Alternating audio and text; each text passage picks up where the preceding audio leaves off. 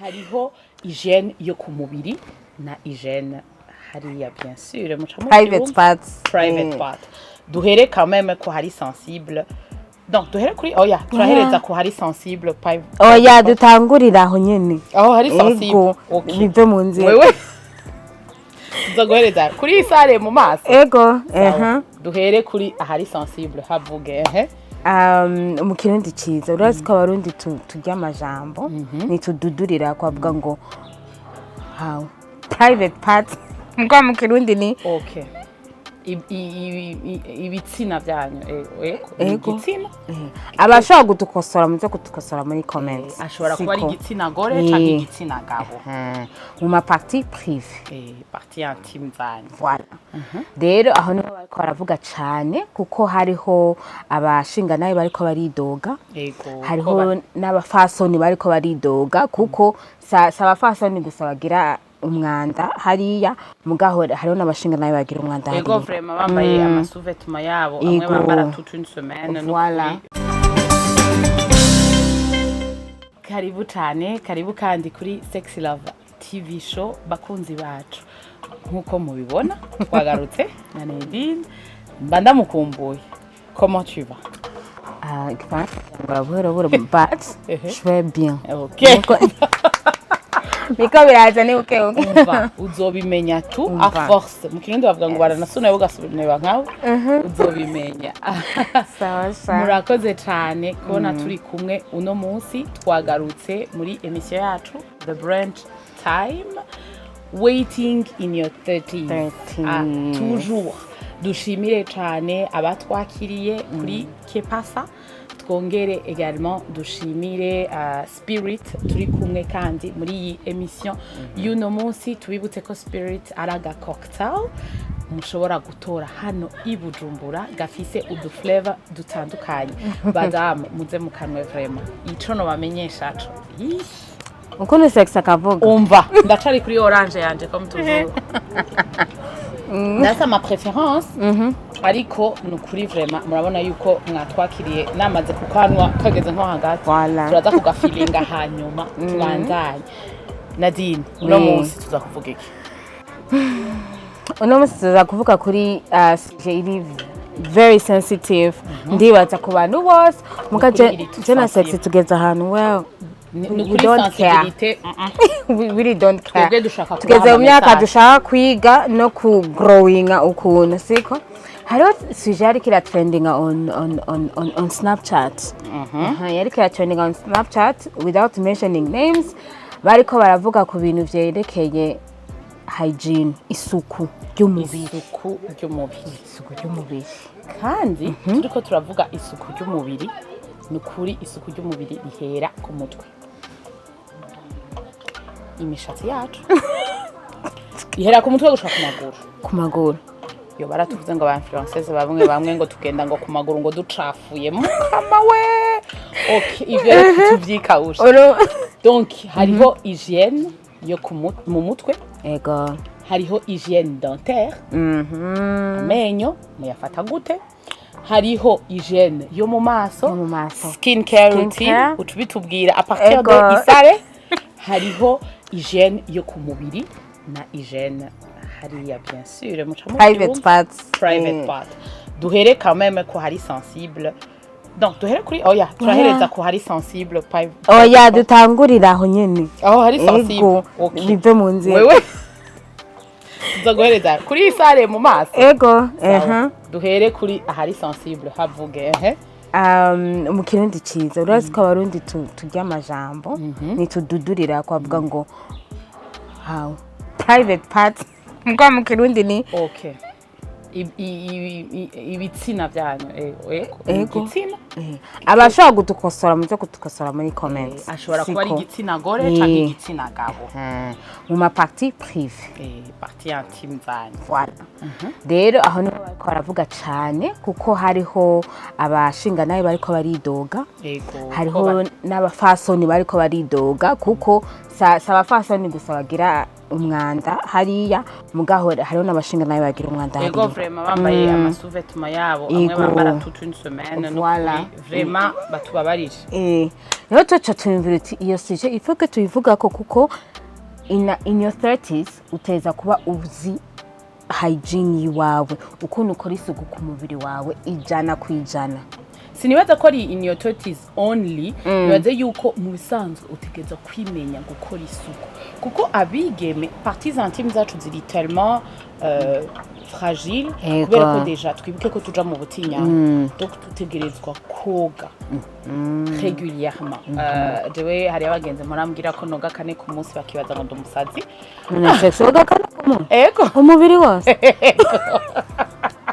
Zikane kuri vraiment jewe koga vraiment manumva mengo umva naho mba nabiza akayasha numva mengo noja muri douche nk'inyukura kuko twaragize ibibazo ka meme muri iyi minsi by'ikibazo ibibazo bya déplacement n'ahandi ho entre midi et 14h je narataha mugira nko donc parties intimes iwacu tutegeza kuzoga twibuke neza yuko hari indani ntituhoza hariyoza icyo gituma mureke Imana yitwa Imana hariyoza exactly mugabo hari ivyo wongereza ko ukahoga kandi ni hoga n'isabuni je sinzi umuntu yabwiye yuko hoga n'isabuni gayi bandanya naje ni hoga n'isabuni hoga n'amazi gusa nico gituma je nshaka kuvuga uti abantu bose ngahi Bujumbura ego turashaka gushaka ikizungu cyo gukoresha papier hygienique nta kibazo gihari siko muga ni vyiza yuko tugira ka kantu hariho uburobine bw'amazi bashira ku ruhande uhejeje gukora ivyo ukora hama ukaca woga ugashira y'amazi hama ukaca ufata papier hygienique ukihanagura nyene kugira ajya amazi naje ku munsi.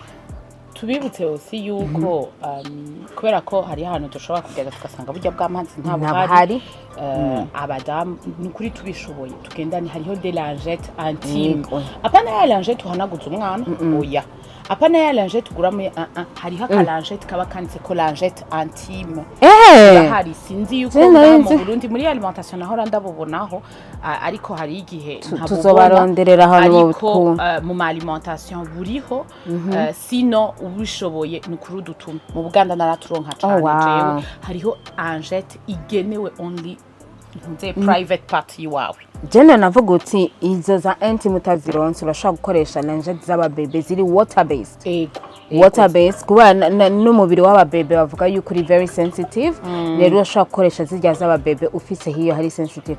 Muri episode heruka twavuze ibintu vya santé twaravuze ibintu vya santé siko ndibaza yuko n'isuku ya hariya urashaka no kuja premièrement ku muganga n'ivyo fungura ni ico turakishikako nico fungura mugagenda ubanze urabe muganga akubwire how genitals ziwawe zipanze kuko twese turatandukanye ego igitsina gore ni kimwe mugabo turemwe gutandukanye black types ziratandukanye ama hormone aratandukanye ama genes aratandukanye rero na hariya gitera ama allergie kiratandukanye gitera ama irritation kiratandukanye iyo dushaka kugirira ama propreté hariya anye dushaka kugira waxing canke ikindi kintu ibishaka kudutera ama bacterie biratandukanye donc dushobora gushaka kumenya baza mugenzi wawe ati wokoresha iki we bigenda gute kubera ko utabaza around you uragira isoni oya ntabyo kugira isoni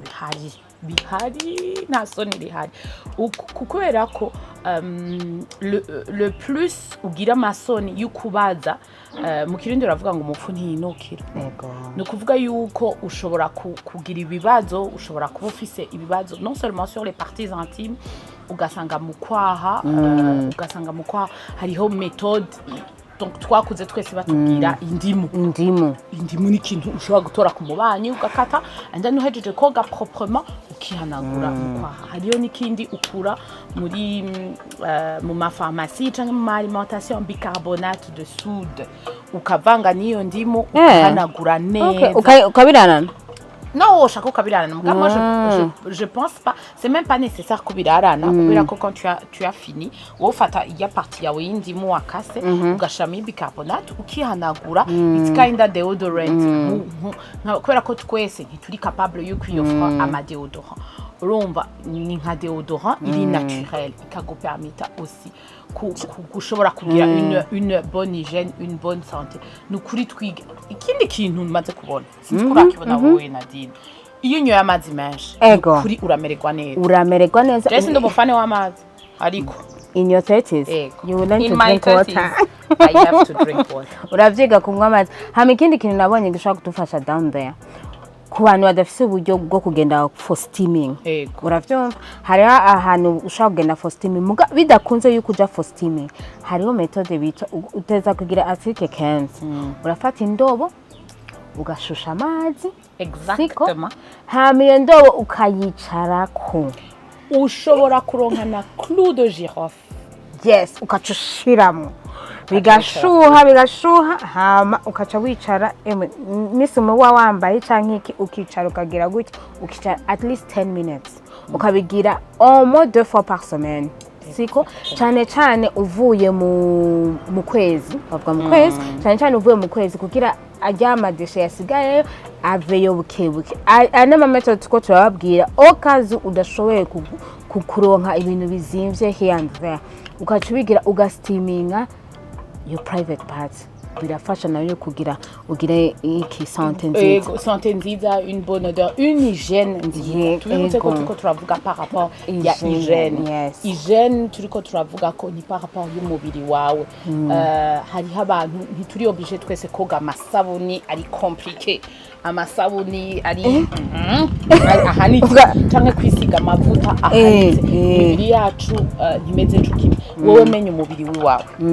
Menya umubiri wawe hama woge isabuni ushaka koga na gifrango. Hari ikintu wavuze ngo wayiswe gute cloves. Wavuze cloves ngo shira muri amazi. Clou de girofle. Voilà, mu cyongereza yitwa cloves. Ni bwa buntu bumeze ngo nubuti. Ego.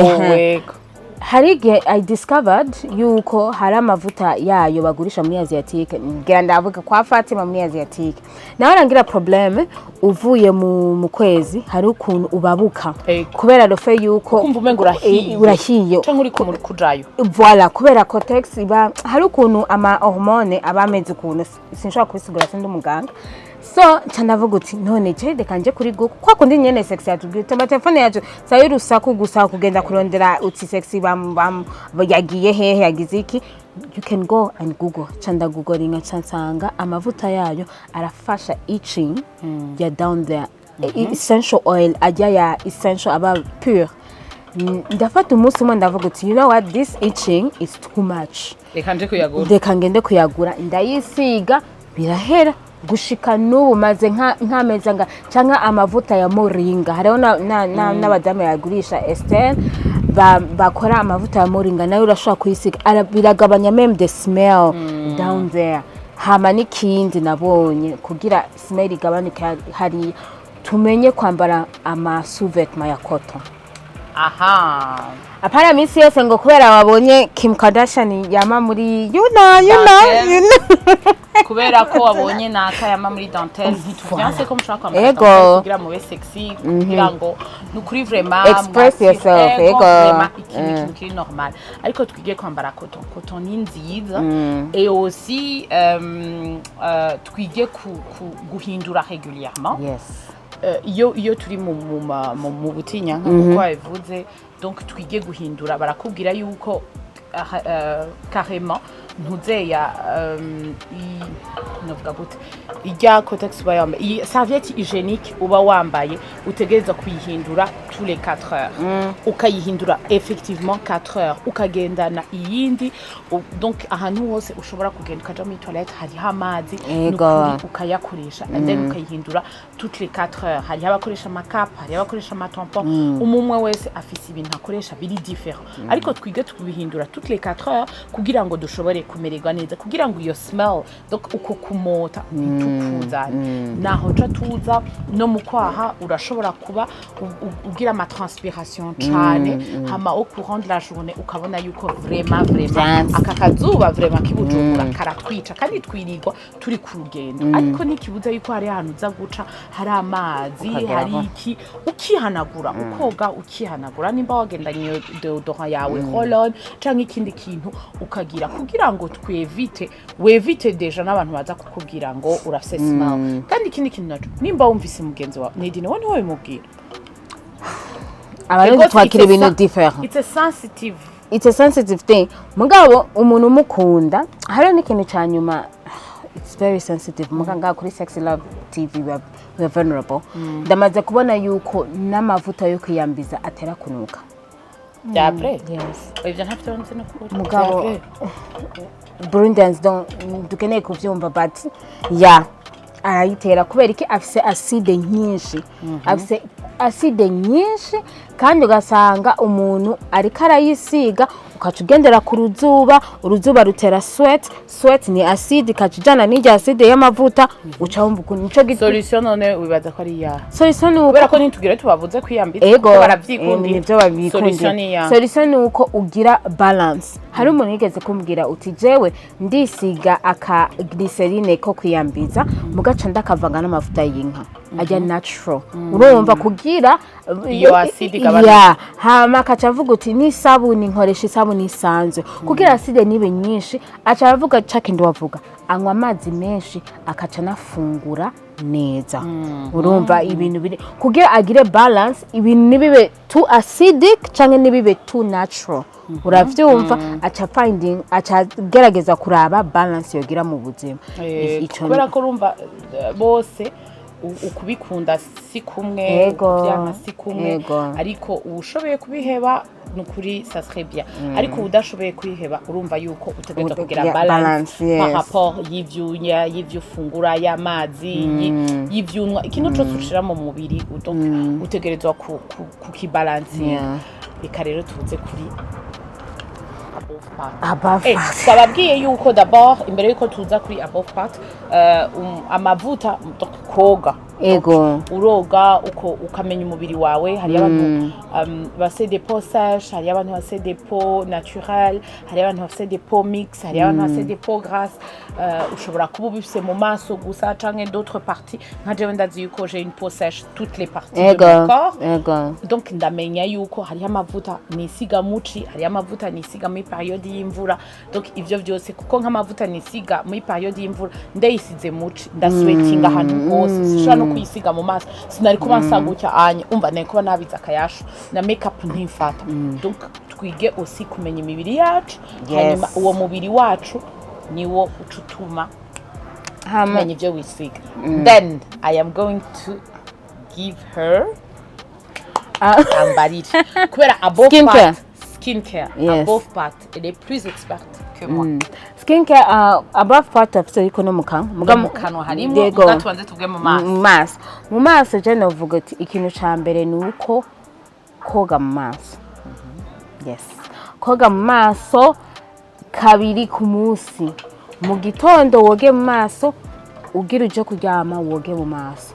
Hari abantu dushaka kuba bafise amahira ya skincare, fine.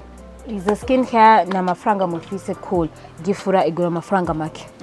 Fata just woge mu maso c'est tout. Siko hama n'ikindi kintu gifasha sante yo mu maso nuko ugira amazi. Kubera amazi aca yoza amaraso kidney ibintu vyuko bikaca voilà. Hama kwevi je novuga yuko ko turavuga hygiene novuga cyane koga mu maso kabiri ku munsi. Hama twevite kwisiga makeup every day. Kuba yikunda cool mugabo uguma mbega no bisigura gute. For example uguma ni nka kujya wo kwambara igisuko kimwe umwaka wose. Uravyo so kuva lundi gushika dimanche ufise makeup poza hari udutoboro dufise nga ku mubiri nico gituma umuntu abizi icuya ubona hariho umuntu ari kwizuba hari icuya rikiba muri burya butoboro buri ku mubiri. Rero cawimvira misi yose bwugaye misi yose bwugaye ucusanga uri kuragira ibihere ama acne. Sivuga yuko ari acne zose ziva kuri ivyo muga kenshi acne ziva ku mwanda. Uravyumva ugasanga umuntu aravuye nk'ahantu urikoze ko mu maso juste comme ça. Nkiri ngaho nyene ikibazo no kubaza bajya abana nabo bagira acne bakiri muri secondaire nabo abari kubera okay bajya bagira ati bakiri muri secondaire uca usanga ibintu bafungura ego nkuko twabivuze previous video twavuze yuko tukiri bato ibintu byo kunywa amazi it's not our affair twanywa ifana dolent ya dimanche uravyo turinze tunywa amazi ndayindi wagwaye uranyoye umuti paracetamol na wagira gusa plup kugira imanuke rero kenshi usanga swate na hormone swate ibintu bafungura kuko hari abantu hormone yabo yidevelopa kirikare hari abantu usanga baja mu kwezi a 11 ans urumva nk'uyu ucumva yuko hormone yiwe atangura kugira hakirikare so je novuga uti cyane novuga hygiene yo mu maso ni koga mu maso woge mu gitondo woge ku mugoroba sexy wewe yoga kane baso yoga kane nje gituma mbona na akayashukanye Imana nagiriwe wumve kuko kuntu ntanwa n'amazi ntagira ikintu kuri nkiri muto ntanakne ntanagahereje ngize n'igihere mu maso cyangwa ati mboneka mana nabaye ikintu conyene kintera defo mu maso yanje nahanirabura nta kindi navyo warambwiye yego nakubwiye umuti nuko nukuri tuzokurikiza nuko consistency irananira ego vraiment kwa muri kurapika ibintu mu maso bigutuma vraiment haguma hashininze nukuri biratugora ariko vraiment je novuga ati n'ubuntu nagiriwe kubera hari igihe nisiga amavuta n'importe comment sindaba ibintu noga mama wanje niwe uzumva ararusha vraiment uzumva ndani isabuni warahevye ya sabuni ngo yo muri isare kubera ko yarazi neza kwingirira gako batonya banje bakandungikira nukuri vraiment bantu mufise abantu bari hanze vous avez de opportunité ego yo gutuma ko ibintu byinshi bikutwo duhera twawe dukeyi agize ngo araza umutume then ushobore vraiment kwinjoyinga sindabivuze ko ari bose mugabo nukuri hariho na influenceuse shout out to her yavuze yuko yoga gifrango arabeka n'amavuta yisiga mugabo mwanase kumwemera donc muvyemere yuko hari abantu boga gifrango je nkijya ya noir yo muri sabono yego hari genda yoga nukuri no kuyoga mu mutwe rero naho mu gusozera nibaza yuko nitwo bishisha amajambo nitwo bavuga twogira partout ego turashaka kugira partie ya kabiri ku cerekeye hygiene ari umuntu akeneye kubipartager ko azoze nahone abitubwire aussi ikindi canyuma ni peut-être ni mu mutwe naho twamye turavuga turabe tuze turoga mu mutwe even if tuba dusimishatsi byakunze ko tuja muri salon twafure kubera uburyo butadukundiye kubera nyene gira natural hair ni byinshi bishobora kuba bitadukundira iyo sabuni ya noir twari dufise uragenda ukoga mu mutwe vraiment ukoga mu mutwe and then ukihagurukira ukigira ukisiga olive oil mu mutwe and then ukihagurukira ukigira donc kuri vraiment hygiène de vie et de corps ni kintu nibaza yuko dukwiye guhagurukira kujya duhagurukira notre santé tugahagurukira aussi kumva yuko tu dégage kumva yuko uri kuratambuka you are smelling good umeze neza umva urafeelinga urahimbawe mu mubiri wawe nibaza jambo kanyuma Nadine wabwiye nibaza yuko na urakoze nibaza yuko na partie de tuzobagira ukuntu ku budgeting kugira low budget ya hygiene siko kuko kuno wagumye uvuga gifura nk'umuntu akoravye sexual ari yakemera yuko ntoga gifura urumva mugabo tujya gwa noire voilà tuzoganira kuri small budget yo kugira hygiene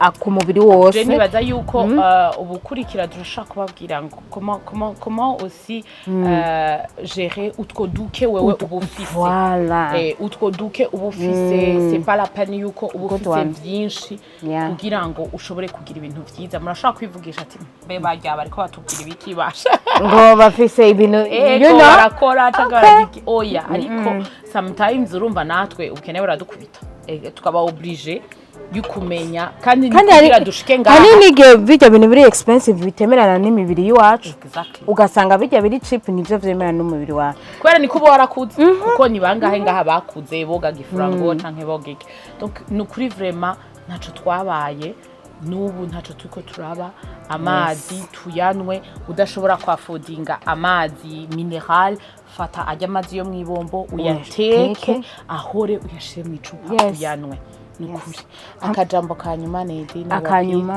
akanyuma novuga muri impact nuko ntugire isoni yo kubaza ufise ikibazo uti jewe mfise probleme yuko siko twe turamaze kubabera vulnerable turababwira uti our hair is a problem urumva edges are not aging urumva turaba open uze uraba open ku muntu ari close kuri we ubona yuko mu bagenzi bawe hari benshi bagukritika ukabona yuko ari low key aba bullies urashaka gufata ukabasa nkonga mu kiganiro cy'iwacu anonymously urashaka kubaza anonymously siko ukabaza uti James ikibazo nk'iki canke ukegera umuntu akuze hari aba mama bakuze wavuze yuko hariho ama groupe babagira ibintu by'uko murashaka no kutwandikira ku Instagram turaza gushirako ya Nadine ngaha anye ni wanje Sexy Love ngaha anye mutwandikire kuri Instagram mutubaze mutubwire nukuri on va garder vos anonymes ariko mutubwire mutubaze ikibazo mukeneye nimba araho dushobora kubafasha tubafasha nimba araho dushobora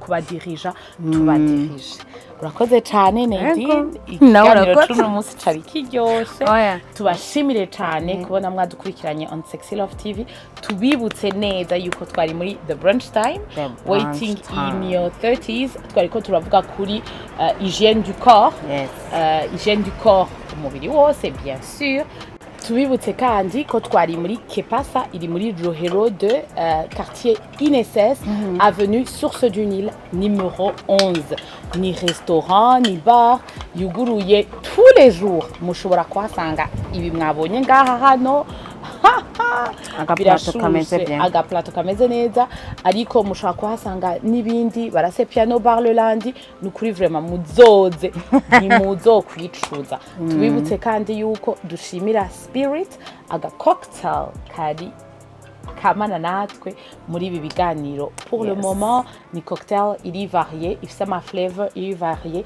mushaka gusanga mikina 3 avenue Higiro tubashimire cyane cyane gose ntibibagire kugira ikintu Nadine share subscribe like comment please we love you thank you